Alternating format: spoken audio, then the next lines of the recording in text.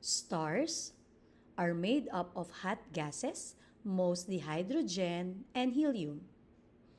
They differ in color, size, and temperature.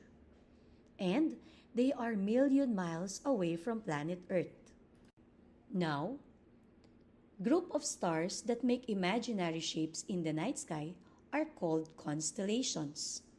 Usually, they are named after mythological characters, people, animals, and objects. Like what I've mentioned, they differ in size and even temperature.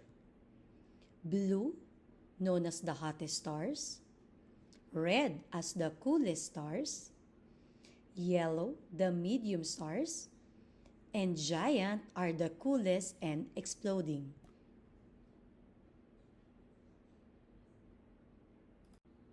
To summarize, Sun is a very big ball of hot superheated gas called plasma, the brightest and largest object we see in the sky, center of the solar system, and belong to a group of medium-sized yellow star, while the moon is a very big ball of rock, nearest neighbor of our planet and no atmosphere, can be seen during nighttime, borrows light from the sun, which is called moonlight, and has craters or holes, while stars are made up of hot gases, differ in color, size, and temperature, million miles away from us,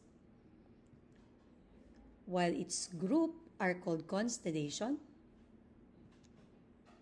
and maybe differ according to color and temperature.